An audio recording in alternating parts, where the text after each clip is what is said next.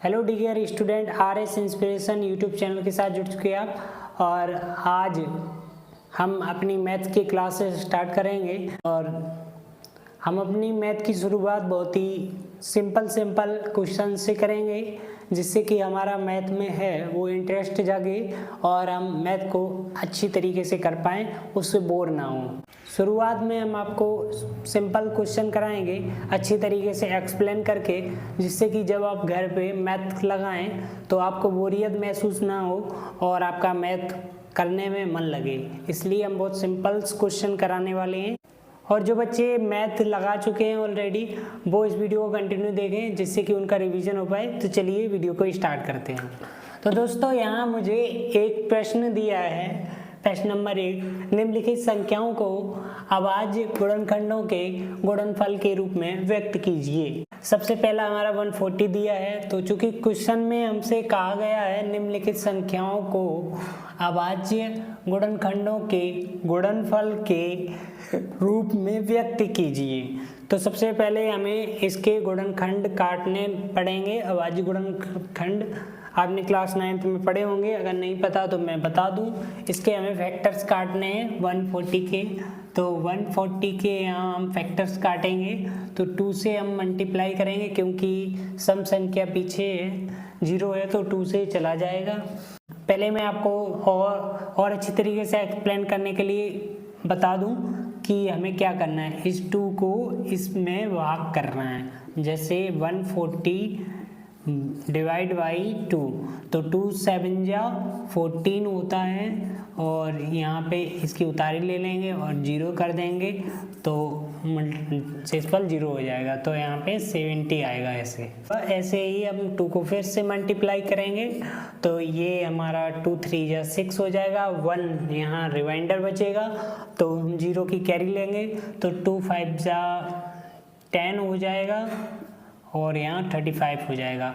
अब हमारा 35 ना 3 से जाएगा ना 4 से जाएगा, इसे हम डिवाइड करेंगे 5 से, तो 5 7 या 35 होता है, और 7 से हम फिर दे देंगे और शेषफल हमें 1 मिल जाएगा यहाँ, या 0 के लीजिए।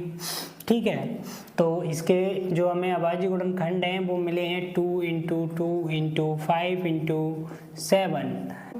तो डियर स्टूडेंट, यहाँ पे 140 के जो हमें फैक्टर्स मिले हैं वो 2 × 2 × 5 × 7 मिले हैं। तो हमें जो सेम फैक्टर हैं वो पावर के रूप में लिख देने हैं। 2 पे पावर, चूँकि यहाँ पे 2 हैं तो 2 पे पावर 2 कर देंगे, और 5 के हैं नहीं तो 5 × 7।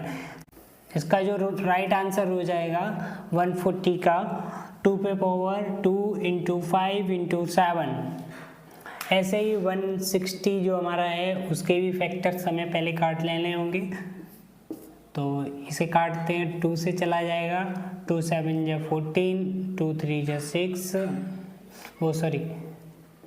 2 8 जा 16, क्योंकि यहाँ 2 7 जा 14 जाएगा, तो 15 में से 14 जाएंगे, 1 बच जाएगा, और 1 के बाद कैरी लेंगे 6 की और हो जाएगा 16, तो 2 8 जा 16। फिर 2 से मल्टीप्लाई करेंगे, 2 3 जा 6, यहाँ पे एक रिमाइंडर बचेगा, 2 9 जा 18 हो जाएगा, और फिर यहाँ 3 से मल्टीप्लाई कर जाएंगे, 3 1 जा 3, 3 3 जा 9, और फिर 13 से चला जाएगा, क्योंकि 13 एक विषम संख्या है, तो इसके गुणनफल हमें प्राप्त होंगे 2 × 2 × 3 × 13। और जो सेम फैक्टर्स हैं वो हम लिख देंगे 2 पे पावर 2 × 3 × 13। ये इसका राइट आंसर हो जाएगा। ऐसे ही 3825 के जो हैं हम फैक्टर्स काटेंगे। 3825 इसके फैक्टर्स काटेंगे, तो 5 है चूँकि, तो या तो 5 से जाएगा या 3 से विषम संख्या से ही कटेगा, तो हम इसे काटेंगे। 3 1 जा 3, 3 2 जा 6, 3 7 जा 21, और 3 5 जा 15। तो यहाँ हम फिर से 3 से काटेंगे, 3 4 जा 12 हो जाएगा, 3 2 जा 6 हो जाएगा, 3 5 जा 15 हो जाएगा। फिर 5 से काटेंगे, 5 8 जा 40 हो जाएगा, 5 5 जा 25 हो जाएगा। फिर से हम 5 से यहाँ काटेंगे तो 5 बन जा 5 होगा, 5 से बन जा 35 हो जाएगा और 70 से हम मल्टीप्लाई कर देंगे। तो इसके हमें जो फैक्टर्स वो मिले हैं वो है 3 इंटू 3 इंटू 5 इंटू 5 इंटू 17। अब जो कि जोड़े मिले हैं तो जोड़े के रूप में लिख देंगे, 3 पे पावर 2 इंटू 5 पे पावर 2 इंटू 17। ये लास्ट क्वेश्चन 5005, इसका जो आंसर है वो आप कमेंट में बताएंगे, जिससे कि मैं भी समझ पाऊँ कि आप पढ़ाई कर रहे हैं और सीरियसली पढ़ाई कर रहे हैं। बहुत ही सिंपल क्वेश्चंस हैं। अगर इसका भी आंसर आप कमेंट में नहीं दोगे तो बोर्ड एग्ज़ाम में तो बहुत खतरनाक क्वेश्चन आते हैं, उसका जवाब कैसे दोगे। तो इसलिए इसके सवाल को घर पे करिएगा और इसका जवाब कमेंट बॉक्स में दीजिए। और वीडियो पसंद आ रहा हो तो वीडियो को लाइक कर सकते हो, दोस्तों के साथ शेयर ज़रूर कर देना। तो चलिए आगे बढ़ते हैं। तो माय डियर स्टूडेंट, जो हमारा नेक्स्ट क्वेश्चन है वो हमसे बोल रहा है, निम्नलिखित युग्मों के HCF और LCM ज्ञात कीजिए तथा जांच कीजिए कि दो संख्याओं का गुणनफल HCF इंटू LCM है। तो हमें इसमें दो क्वेश्चन दिए गए हैं। पहले तो हमें HCF और LCM ज्ञात करने हैं तथा जांच करनी है कि दो संख्याओं का गुणनफल है वो HCF इंटू LCM है। तो हाँ, यहाँ पे हमें दो क्वेश्चंस दिए गए हैं, एक तो 26 और 91 है और ये 510 और 92 है। दोनों ही एक ही पैटर्न में क्वेश्चन होंगे, तो इनमें से मैं एक क्वेश्चन सॉल्व करूँगा और एक आप घर पे सॉल्व करेंगे। और अगर कोई प्रॉब्लम होती है तो कमेंट में बता सकते हैं और सल्यूशन जो है वो कमेंट में ज़रूर बताएंगे कि हमें कितना आंसर मिला। तो चलिए मैं क्वेश्चन को सॉल्व कराता हूँ। चूँकि हम क्वेश्चन के हिसाब से चलेंगे, पहले इसने बोला है HCF और LCM ज्ञात कीजिए। तो यहाँ हम सबसे पहले 26 और 91 का फैक्टर्स काट लेंगे। तो पहले 26 का काटते हैं, तो 2 1 जा 2, 2 3 जा 6 और ये 13 1।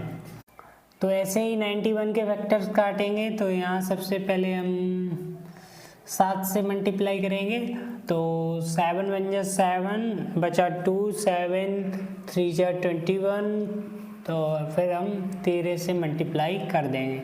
तो यहाँ हम लिखेंगे 26 के अभाज्य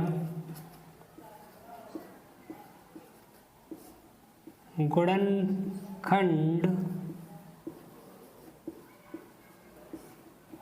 बराबर 2 इंटू 13 और 91 के अभाज्य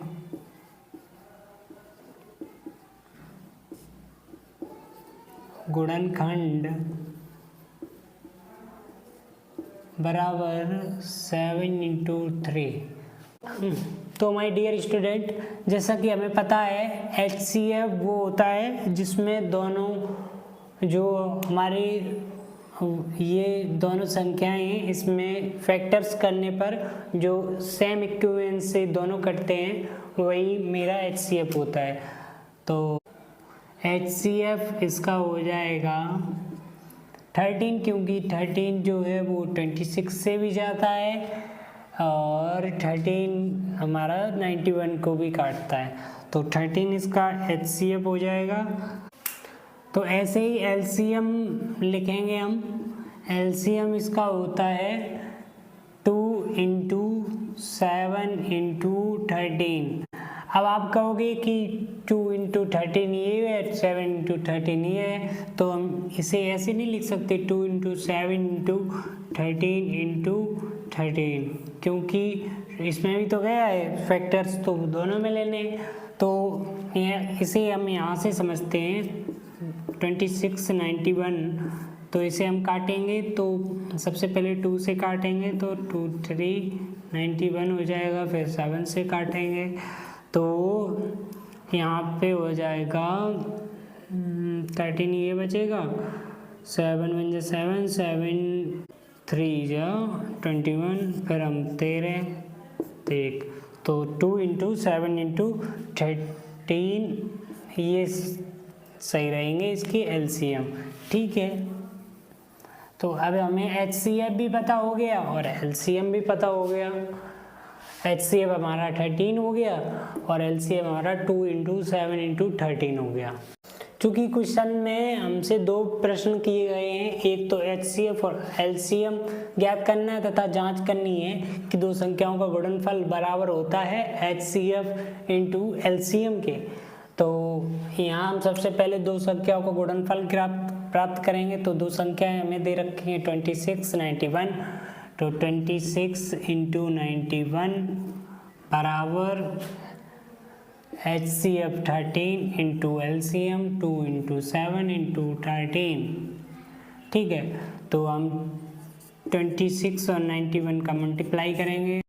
तो इसका जो हमने मल्टीप्लाई किया उसके बाद 2566 प्राप्त हुआ। अब ऐसे ही इसका करेंगे, क्योंकि 26 और 26 × 91 का हमने कर रखा है, तो इसका आंसर यहाँ हम लिख देंगे 2566, तो सिद्ध हो गया। अब लास्ट में अपनी एक लाइन लिख देंगे, अतः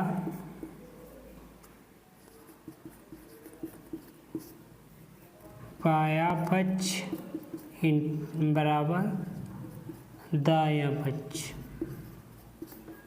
सिद्ध। ऐसे ही हमारा ये जो दूसरा क्वेश्चन है वो सॉल्व करना है आपको, और इसका जवाब आपको कमेंट में देना है। आज के लिए हम इतना ही रखेंगे। उम्मीद है हमारी आपको बेसिक क्लास है वो समझ में आई होगी।